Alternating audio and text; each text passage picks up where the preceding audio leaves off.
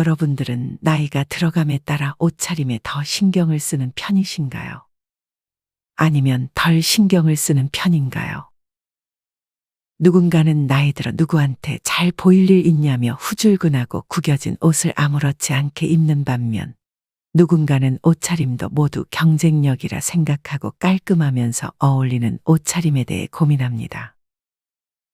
사실 나이 들수록 우리는 옷을 더 잘 입는 것에 대해 신경을 써야 합니다. 굳이 누군가에게 보여주기가 아니라 나이가 들수록 옷은 자신감이고 나에게 선물입니다. 무엇보다 옷은 내 마음에 들게 입었을 때 더더욱 생활에 활력이 되어주기도 합니다. 옛말에 차려입은 거지가 잘 얻어먹는다는 말도 있듯 이제는 외모와 옷 폼새 모두 경쟁력이 된 시대입니다. 여러분은 지금 입는 내 옷 차림새가 마음에 드시나요? 공무원을 퇴직한 어느 80세 노인은 아직까지도 옷에 대해 고민하며 심플하고 단아한 옷차림에 신경을 쓴다고 합니다. 이분은 유행이라는 것은 눈길 한 번 준 적 없지만 본인의 차림새에 굉장히 만족했습니다. 이렇듯 옷차림은 자기가 마음에 들게 입는 것이 가장 좋습니다. 그래서 더더욱 명품을 살 필요는 없습니다. 명품은 우리 내면 자체가 명품이면 되지 그 이상은 크게 의미가 없는 것 같습니다. 옷차림은 당연히 그 사람의 분위기까지 좌지우지할 수 있습니다. 어떤 사람은 명품을 휘두른 것도 아닌데 가만히 있어도 귀티가 나 보이고 괜히 다가가고 싶다는 생각이 들기도 합니다. 서울에 사는 57세 최영순 씨도 마찬가지였습니다. 최 씨는 모임에서 눈이 가는 사람이 있었습니다. 그 사람은 바로 최 씨보다 3살 많은 60세 진희영 씨였습니다. 최 씨는 진 씨가 남들과 뭐가 다른지 자세히 관찰해 보기 시작했습니다. 최 씨는 모임에 가서도 다른 사람들과 대화를 하기보다는 진 씨를 의식하며 진 씨가 어떤 차림으로 모임에 나오는지, 행동을 할 때는 어떤 모습인지 관찰했습니다.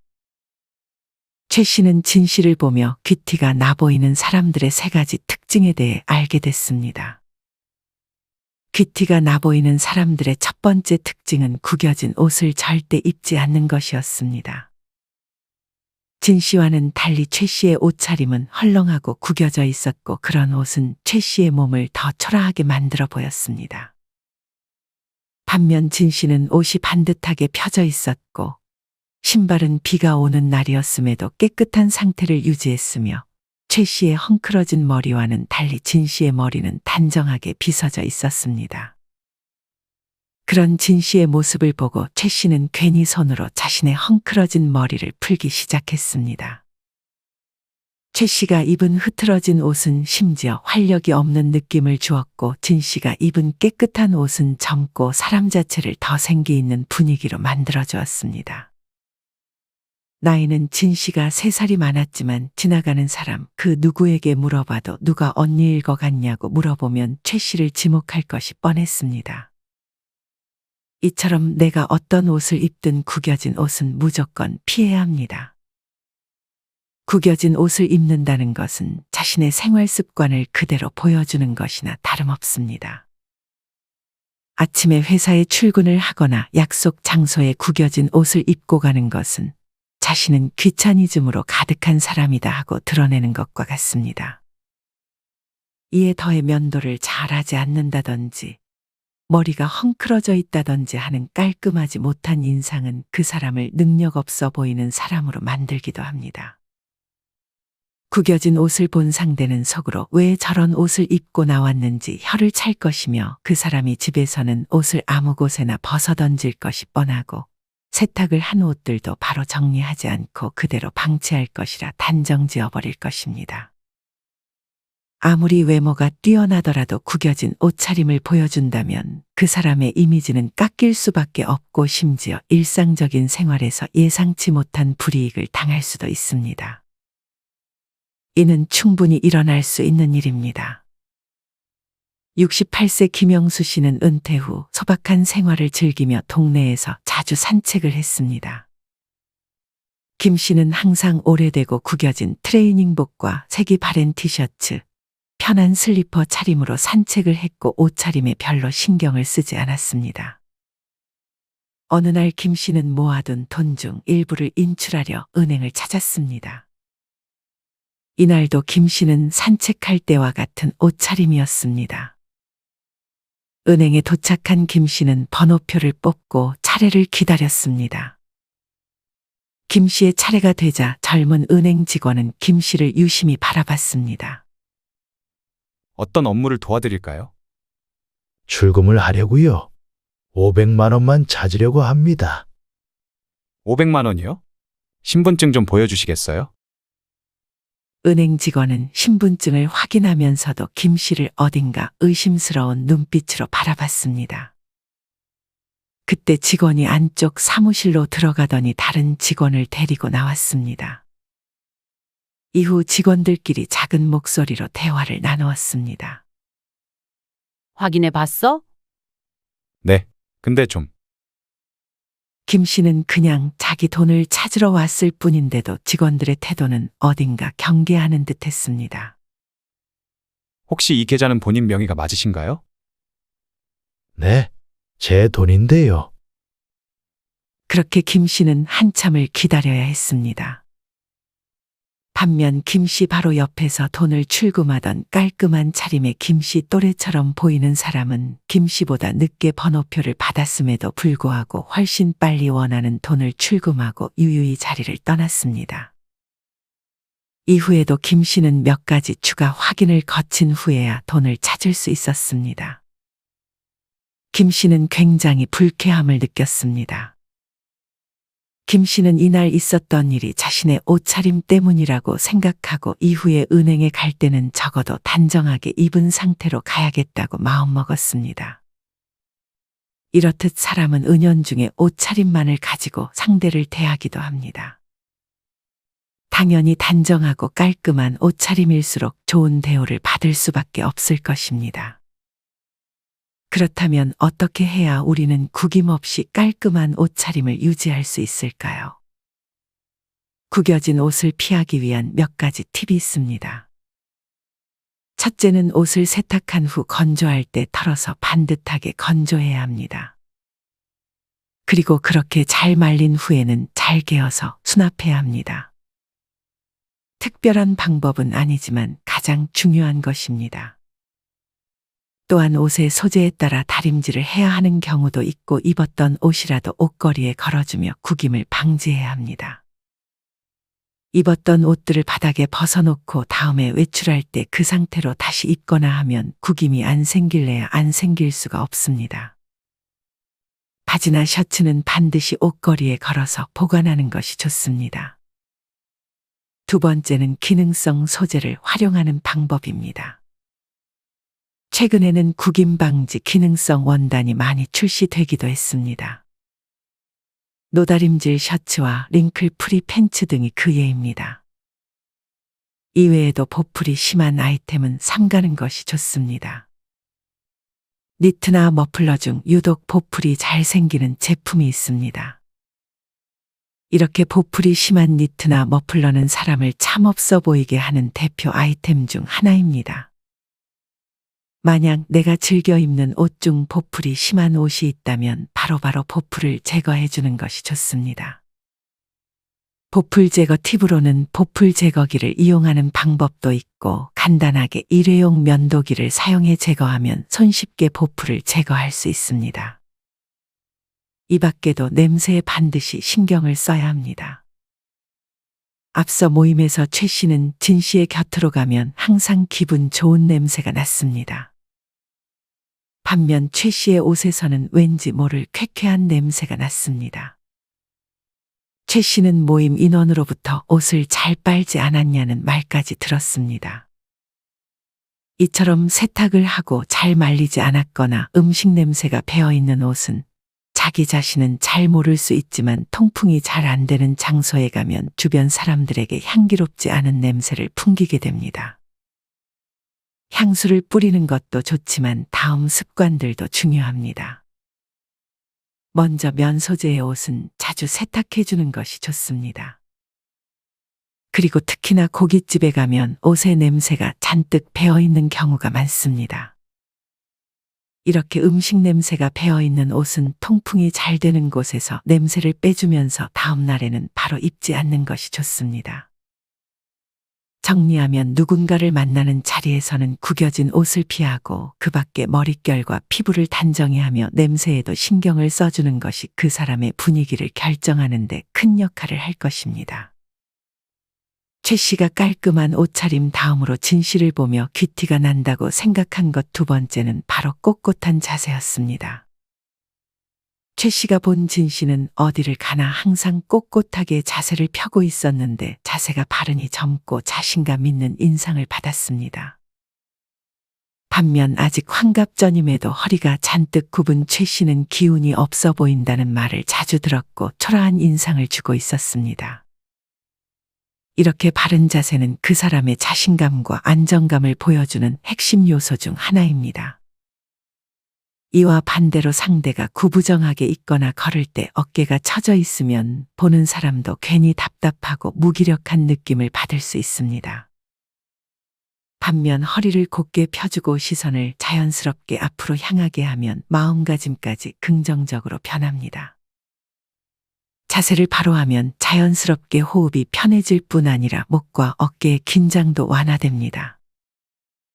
이렇게 몸이 편안해지면서 표정과 기분에도 좋은 영향으로 이어지며 이는 당연히 뿜어져 나오는 에너지에서도 그대로 영향을 미치게 되어 있습니다. 허리가 굽으면 비교적 젊은 나이에도 노인 취급을 받을 수 있습니다. 버스를 타고 출퇴근하는 52세 고창석 씨는 어느 때와 같이 버스를 타고 퇴근을 하고 있었습니다. 고 씨는 구부정한 허리 탓에 자연스럽게 고개가 앞으로 숙여져 있었고 손잡이를 잡을 때에도 항상 균형을 잘 잡지 못해 불안하게 흔들렸습니다. 그때 한 젊은 여성 승객이 자리에서 벌떡 일어나 고 씨에게 말했습니다. 할아버지, 여기 앉으세요. 아, 괜찮습니다. 전 아직 힘도 좋고 서 있어도 돼요. 아니에요. 허리가 많이 아프신 것 같아서요. 여성 승객은 당연히 고 씨를 생각해서 한 말이었겠지만 고 씨는 별로 기분이 좋지 않았습니다. 그도 그럴 것이 아직 고 씨의 자식은 결혼도 하지 않았고 50대 초반의 나이에 할아버지 소리를 듣고 좋은 마음이 들 사람은 없을 것이었습니다. 이처럼 바른 자세가 습관이 되지 않으면 나이가 많은 사람, 어디 아픈 사람 취급을 쉽게 받을 수 있습니다. 이는 당연히 그 사람에서 뿜어져 나오는 에너지에 부정적인 영향을 줄 것입니다. 이렇게 허리를 항상 꼿꼿이 하기 위해서는 너무 푹신한 신발보다는 탄탄한 밑창이 있는 신발을 착용하는 것이 좋습니다. 이와는 반대로 밑창이 푹신하고 발볼이 넓게 설계된 신발을 신으면 바른 자세를 유지할 수 없어 근골격계가 변형될 수 있습니다. 또한 걷기 연습을 할 때 상가에 혹은 자동차 유리에 비치는 나의 걷는 모습을 의식적으로 체크하면서 구부정하게 걷고 있는 건 아닌지 살피고 의식적으로 허리를 펴주는 것이 좋습니다. 무엇보다 나중에 허리가 꼿꼿한 노인이 되기 위해 꼭 키워야 하는 근육들이 있습니다. 첫째는 척추 기립근입니다. 척추 기립근을 키우기 위해서는 초보자 플랭크라는 운동이 좋습니다. 일반 플랭크는 20대 남성도 하기가 어려우니 무릎을 떼는 대신 무릎을 바닥에 내려놓고 손은 편 상태로 한 번에 10초에서 30초, 하루에 5분씩 해주는 것입니다. 만약 나중에 초보자 플랭크가 익숙해진다면 일반 플랭크 자세를 시도해 볼 수 있습니다. 두 번째로 키워야 할 근육은 둔근입니다. 둔근을 키우기 위해서는 엉덩이를 들어 올리는 운동이 좋습니다. 바닥에 무릎을 세우고 누운 상태에서 엉덩이를 천천히 들어 올리는 운동입니다. 꼬리뼈부터 말아서 올라간다는 느낌으로 올리고 등부터 천천히 바닥에 닿게 한 후 허리를 내려주면 됩니다. 이 동작을 할 때는 엉덩이에 힘이 들어가 있는 상태여야 합니다. 한 번 할 때 30초간 반복하고 3세트 정도 해주면 좋습니다. 정리하면 바른 자세는 나의 이미지의 매우 중요한 요소 중의 하나입니다. 꼿꼿하게 세워진 허리를 만들기 위해서는 탄탄한 밑창에 있는 신발을 신어주고 걸을 때 의식적으로 허리를 펴는 습관을 가지고 척추기립근과 둔근에 좋은 운동을 하며 나이 들수록 허리가 굽어지지 않기 위해 노력해야 합니다. 최 씨는 진 씨가 또 무엇이 자신과 다른지 곰곰이 생각했습니다. 최 씨는 외적인 모습 이외에 진 씨가 어떻게 행동하는지 떠올렸습니다. 생각해보면 진 씨는 약속을 절대 깬 적이 없고 약속에 단 한 번도 늦은 적이 없이 항상 제일 먼저 와서 다른 사람들을 반겨주고 있었습니다. 최 씨는 이런 점에서 진 씨가 더욱 매력적으로 보였습니다. 이처럼 사람을 귀티나 보이게 만드는 세 번째는 바로 약속에 대한 자세였습니다. 여러분은 한번 약속을 하면 잘 지키는 편이신가요? 하지만 어떤 사람은 약속 불이행이 잦아 스스로의 평판을 떨어뜨리기도 하고 결국 주변 사람들에게 손절을 당하기도 합니다. 경기도에 사는 57세 김성호 씨는 평소 약속을 잡기는 잘했지만 정작 지키는 건 늘 소홀했습니다. 그냥 다음에 볼까? 조금 늦어도 괜찮겠지. 바쁜데 잠깐 늦었다고 뭐라고 하겠어? 김 씨는 항상 이렇게 생각하며 약속을 쉽게 잡고 쉽게 취소했습니다. 김 씨는 고등학교 친구들과의 동창 모임에서 식당 예약까지 한 상황임에도 당일 약속 시간이 지난 이후에서야 일이 생겨 못 갈 것 같다고 말하고 안 오는 날도 많았습니다. 김 씨의 이런 태도는 친구 한 명과 단 둘이 만날 때도 바뀌지 않았습니다. 김 씨는 오랜 친구와 간만에 밥을 먹기로 했습니다. 12시 약속임에도 김 씨의 친구는 30분을 넘게 기다렸습니다. 이게 한두 번이 아니었던지라 김 씨의 친구는 화가 나 먼저 집으로 가버렸고 이후 김 씨와의 약속을 더 이상 잡지 않았습니다. 김 씨는 친한 친구의 아들 결혼식에서도 결혼식이 다 끝나갈 무렵에야 얼굴을 비춰 기념사진도 찍지 못했고 이 친구와도 점점 멀어졌습니다. 김 씨의 주변 지인들은 하나둘 김 씨를 멀리하거나 손절하기 시작했습니다. 이처럼 약속을 대하는 태도를 통해 그 사람의 됨됨이를 볼 수 있습니다. 약속을 잘 지키지 않는다는 것은 타인의 시간을 귀하게 여기지 않는다는 것입니다. 이는 즉 타인에 대한 공감과 배려가 없는 사람이라는 걸 방증할 뿐입니다.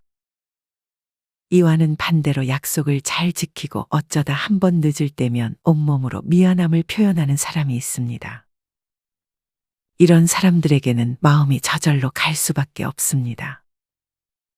이런 약속에 대한 자세가 그 사람의 분위기까지 달라지게 할 수 있습니다. 스노우폭스의 김승호 회장님은 어려서부터 만약 식당이나 미용실을 예약한 후에 가지 못했을 때 밥을 먹거나 이발을 하지 않아도 돈을 그냥 지불한다고 합니다. 어쨌든 예약을 하는 것도 약속이고 그 약속을 어겼으면 그만큼 대가를 지불하는 것이 신뢰에 중요한 영향을 끼친다는 것이 그 이유였습니다. 이런 모습이 더욱 사람을 빛나게 만드는 것 같습니다. 정리하면 약속에 대한 자세는 주변 사람들이 우리를 어떻게 생각하는지에 결정적인 역할을 하기도 합니다. 약속을 잘 지키지 못할 것 같으면 애초에 약속 자체를 잘 만들지 않는 것이 좋고, 만약 약속을 했다면 아무리 가까운 사람이라도 약속을 없거나 지각을 하는 것은 좋지 않습니다. 오늘은 이렇게 귀티나는 사람들이 지키는 3가지에 대해 알려드렸습니다. 첫째는 구겨진 옷을 절대 입지 않는 것. 둘째는 항상 바른 자세를 유지하려고 노력하는 것. 마지막 셋째는 약속을 잘 지키는 것입니다. 여러분은 이 3가지를 잘 실천하고 계신가요? 만약 오늘 영상의 내용에 공감 가는 부분이 있다면 그 부분에 대해서만큼이라도 실천해 보는 것은 어떨까요? 실천하는 여러분을 인생지혜가 응원하겠습니다. 이상으로 오늘의 영상을 마치겠습니다. 우리 모든 구독자분들의 행복한 여생을 응원합니다. 다음에 더 좋은 내용으로 찾아뵙겠습니다. 감사합니다.